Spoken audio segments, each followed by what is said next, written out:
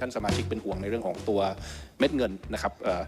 ใช้คำว่าเป็นลักษณะว่าเป็นเงินในอากาศผมต้องเรียนอย่างนี้ครับสิ่งที่เราทำเนี่ยโครงการเติมเงิน 10,000 บาทผ่านดิจิตอลวอลเล็ตนะครั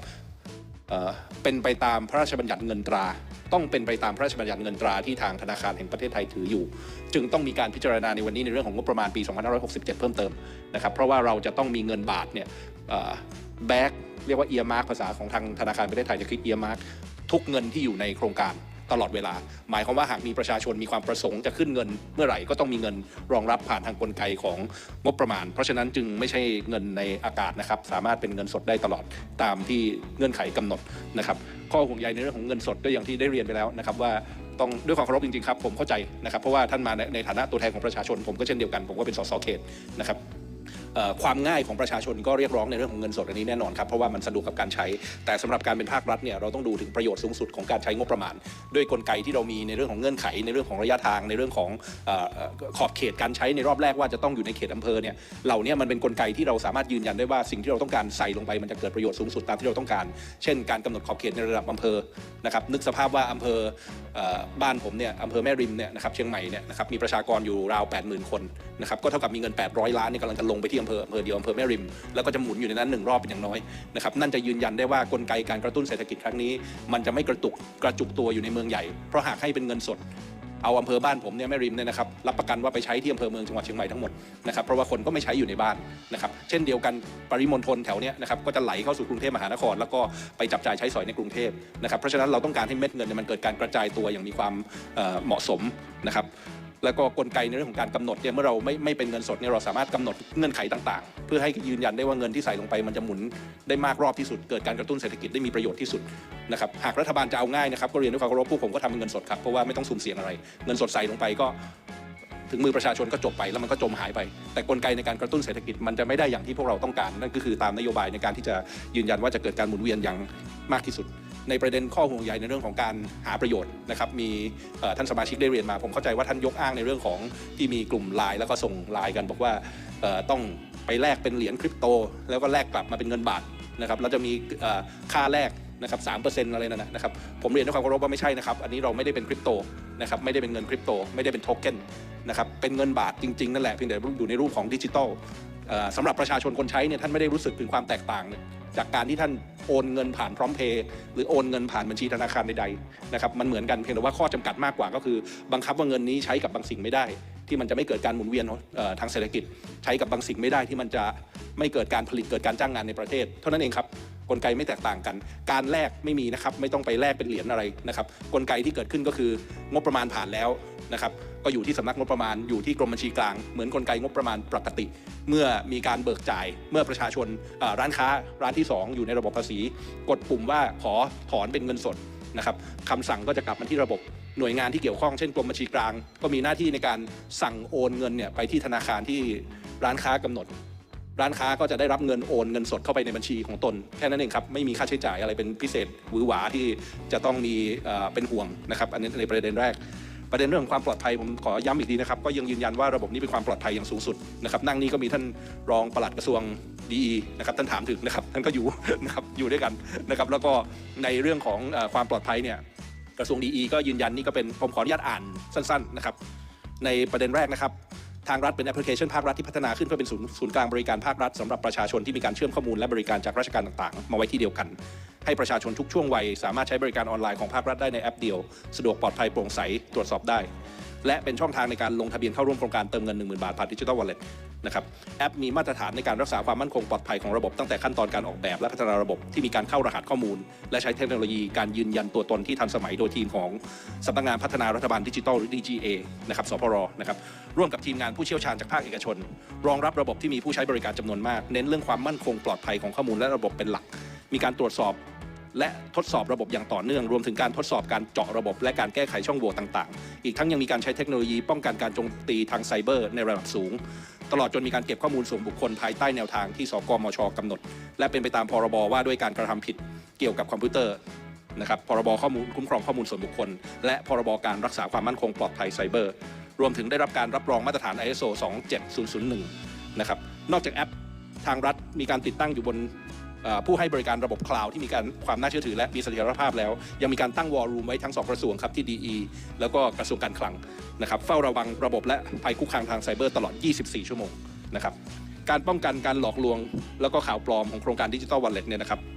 ได้มีการแต่งตั้งคณะอนุกรรมการด้านการตรวจสอบการกระทำที่อาจเข้าข่ายผิดหลักเกณฑ์และเงื่อนไขของโครงการโดยมีผู้ช่วยผู้บัญชาการตำรวจแห่งชาติเป็นประธานครับมีมาตรการสำคัญดังนี้ครับ 1. การสร้างการรับรู้การสื่อสารกับประชาชนให้เข้าใจง่ายซึ่งเราดำเนินการอยู่นะครับ 2. การเตรียมสายด่วน 111114 ตัวครับในเรื่องของการตอบปัญหาชี้แจงข่าวปลอม 3. มาตรการป้องกันเรื่องของ Fake GPS นะครับ Location ปลอมนะครับ 4. ระบบห้ามแคปเจอร์หน้าจอ QR Code นะครับ 5. การตรวจสอบร้านค้าอย่างจริงจัง 6. ระบบแจ้งเตือนร้านค้าที่มีความถี่ในการทำธุรกรรมผิดปกติคือถ้ามีการทำธุรกรรมผิดปกติระบบจะดีดขึ้นทันทีนะครับเพื่อให้จะขึ้นธงทันทีเพื่อให้หน่วยงานที่เกี่ยวข้องไปตรวจสอบและ 7. บทลงโทษร้านค้าที่ทำผิดเงื่อนไขเป็นต้นนะครับมีการจัดตั้งทีมเฉพาะกิจโดยสำนักงานตำรวจแห่งชาติที่มีการดำเนินการทั่วประเทศในระดับจังหวัดและก็โรงพักทั่วประเทศมีการเฝ้าระวังเรื่องของข่าวปลอมผ่านทางสื่อโซเชียลมีเดียซึ่งอย่างที่ผมได้เรียนไปในเบื้องต้นเนี่ยวันนี้แม้แต่เรื่องของกลไกที่บอกว่ามีการมาโพสต์ว่ารับแลกนะร้านผมรับแลกเงินนะครับสามารถเอาเง 5,000 6,000 บาทได้เลยนะครับแลกกับโครงการนี้นะครับเราส่งหน่วยงานที่เกี่ยวข้องไปตรวจสอบเรียบร้อยหากค้นพบว่ามีการกระทำผิดเรียบร้อยครบองค์ประกอบก็เป็นคดีความนะครับ 2. ถ้าเกิดว่ายังไม่มีนะครับร้านเหล่านี้เราถ้าขึ้นทะเบียนเป็นร้านค้าเราอาจจะหากลไกที่จะไม่ให้เข้านะครับเพราะว่าสุ่มเสี่ยงที่จะทำให้เกิดฟรอดเกิดการทุจริตคอร์รัปชันนะครับในประเด็นต่อมาครับเรื่องของการขาดดุลนะครับก็เป็นห่วงในเรื่องของการก่อนหนี้ผมเรียนอย่างนี้ครับปัจจุบันเนี่ยหนี้สาธารณะคงค้างของประเทศไทยอยู่ที่ 11.5 ล้านบาทนะครับเรากำลังจะต้องเติมในโครงการนี้เราไม่ได้พูดถึงเฉพาะงบเพิ่มเติมนะครับแต่พูดถึงทั้งโครงการก็อีก 500,000 นะครับรวมเป็น12นะครับเรียนด้วยความเคารพว่าเป็นตัวเลขที่น่าเป็นห่วงไหมยังอยู่ในกรอบความมั่นคงทางการเงินการคลังยังไม่ได้ทะลุกรอบวินัยที่ 70% นะครับแต่รัฐบาลไม่ได้นิ่งนอนใจนะครับจากการประมาณการผ่านทางFTA แผนขอโทษต้องให้ช่วยแปลแผนการคลังระยะปานกลางนะครับแผนการคลังระยะปานกลางเนี่ยนะครับต้องเรียนด้วยความเคารพว่าเราก็จะลดการขาดดุลลงภายในปี 2569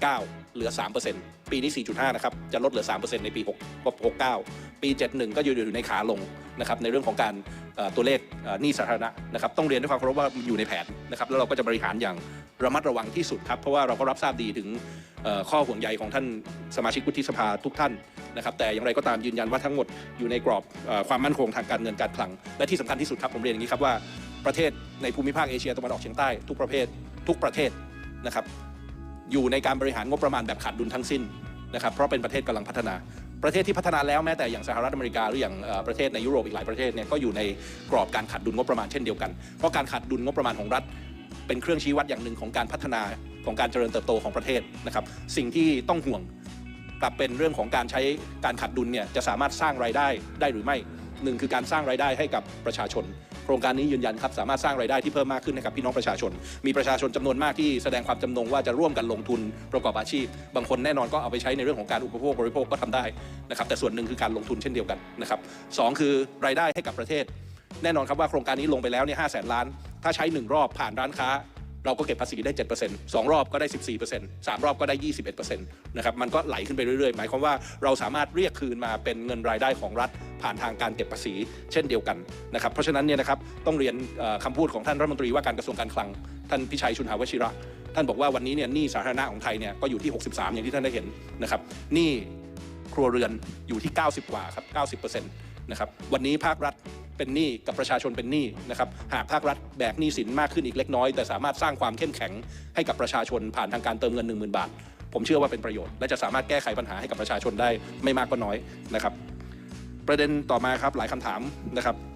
บในเรื่องของการแก้ไขปัญหาระยะยาวผมก็ตอบไปบางส่วนแล้วแต่เรียนอย่างนี้ครับว่าโครงการนี้อย่างที่ได้เรียนไม่ใช่โครงการเดียวของรัฐนะครับเรายังมีกลไกในการเดินหน้าคู่ขนานอีกหลายอย่างเช่นการปรับโครงสร้างทางเศรษฐกิจรวมถึงโครงการนี้ผมก็ได้เรียนไปแล้วว่านอกจากเรื่องของการกระตุ้นเศรษฐกิจแล้วซึ่งมันก็ภาษาเศรษฐศาสตร์เนี่ยการดรอปเฮลิคอปเตอร์มันนี่ยังไงมันก็เป็นการกระตุ้นระยะสั้นนะครับแต่โครงการนี้คือการปรับโครงสร้างในเรื่องของเศรษฐกิจดิจิทัลให้กับประเทศไทยด้วยเช่นเดียวกันเพราะฉะนั้นเนี่ยมันก็เป็นการลงทุนระยะยาวในรูปแบบหนึ่งนะครับรวมถึงการที่เราจะปรับโครงสร้างทางเศรษฐกิจไม่ว่าจะเป็นอุตสาหกรรม S-curve ไม่ว่าจะเป็นเรื่องของการ reskill upskill การดึงดูดนักลงทุนต่างชาติที่เราทำกันอยู่นะครับวันนี้เราต้องเตรียมความพร้อมประเทศทุกๆมิติเพื่อที่จะสร้างให้ประเทศไทยเนี่ยสามารถมีการเติบโตระดับศักยภาพที่สูงขึ้นได้นะครับเราเชื่อมั่นเช่นนั้นครับเพราะว่าการเจริญเติบโตทางเศรษฐกิจเท่านั้น ที่จะแก้ไขปัญหาให้กับประชาชนคนไทยในวงกว้างนะครับเพื่อให้มันเค้กมันใหญ่ขึ้นมีเพียงพอที่จะแบ่งนะครับอันนี้เป็นสิ่งที่เราเป็นเป้าหมายของทางรัฐบาลนะครับถ้าผิดพลาดจะทำยังไงนะครับแน่นอนครับมันก็มีการรับผิดชอบทางการเมืองอยู่แล้วนะครับอันนี้กลไกนี้ก็เป็นไปตามปกติท่านก็ทราบนะครับผมเรียนด้วยความเคารพในขณะเดียวกันวันนี้ถ้ารัฐบาลไม่ทำอะไรเลยนะครับกับโครงการนี้ก็ไม่ทำโครงการไหนก็ไม่ทำนะครับแล้วเศรษฐกิจพังขึ้นมาพวกผมก็รับผิดชอบอยู่ดีครับเพราะว่าถือว่าวันนี้เราได้รับมอบหมายจากประชาชนให้เข้ามาทำงานในฐานะฝ่ายบริหารเราก็ต้องทำให้ดีที่สุดนะครับซึ่งเราเชื่อว่ากลไกนี้เป็นทางออกและเป็นทางเลือกที่ต้องเดินนะครับในประเด็นของทำไมถึงไม่ใช้แอปพลิเคชันที่มีอยู่แล้วผมขออนุญาตไม่เอ่ยนามนะครับซึ่งมีอยู่แล้วสามารถใช้ประโยชน์ได้แล้วก็เป็นแอปพลิเคชันที่ต้องยอมรับว่ามีประโยชน์แล้วก็เซิร์ฟวัตถุประสงค์ทำตามวัตถุประสงค์ที่ได้ทำมาในวันนั้นได้อย่างสมบูรณ์นะครับสมบูรณ์แต่อย่างไรก็ตามแอปพลิเคชันที่ท่านสอบถามถึงเนี่ยไม่ใช่ของรัฐนะครับวันนี้เราต้องการแอปพลิเคชันกลางก็คือทางรัฐเราต้องการระบบ settlement หรือระบบpayment system กลางของรัฐซึ่งก็คือตัว Digital Wallet นะครับซึ่งโครงการนี้เนี่ยก็จะทำให้เรามีระบบชำระเงินกลางของรัฐ1ระบบนะครับเป็นของรัฐทั้งระบบและข้อมูลนะครับอันนี้เป็นความตั้งใจของทางรัฐบาลเองซึ่งเชื่อว่าในระยะยาวจะเป็นประโยชน์นะครับส่วนงบประมาณเนี่ยก็ใช้เพียงแค่ 0.02% ของโครงการ Wallet 500,000 ล้านเท่านั้นเองเพราะว่าใช้เงินแค่95ล้านบาทนะครับก็อยู่ในกรอบที่ดำเนินการไปเรียบร้อยนะครับในส่วนของข้อห่วงใยในเรื่องของปปช.ในเรื่องของธนาคารแห่งประเทศไทยนะครับธนาคารประเทศไทยมีข้อห่วงใยเราก็รับฟังครับสาเหตุที่ปรับยอดจากปรับเกณฑ์นะครับที่ตัดคนกลุ่มที่มีรายได้สูงกลุ่มที่มีเงินฝากสูงออกก็สาเหตุนั้นนะครับเพราะว่าเป็นข้อห่วงใยเพราะว่ามีหลักเกณฑ์ทางวิชาการครับก็คือบอกว่ากลุ่มคนที่มีรายได้เกินกว่า500,000 กลุ่มคนที่มีเงินโทษนะครับรายได้เกินกว่า 70,000 บาทต่อเดือนหรือ 840,000 บาทเนี่ยกับคนที่มีเงินฝากสูงๆเนี่ยแนวโน้มก็คือการใช้จ่ายบาทสุดท้ายจะต่ำนะครับมีแนวโน้มที่จะเก็บมีแนวโน้มที่จะลดการใช้จ่ายปกติของตนลงโดยเอาเงินนี้ไปเก็บแทนไปใช้แทนนะครับมันมีหลักเกณฑ์ทางเศรษฐศาสตร์ที่สามารถชี้ชัดได้เราก็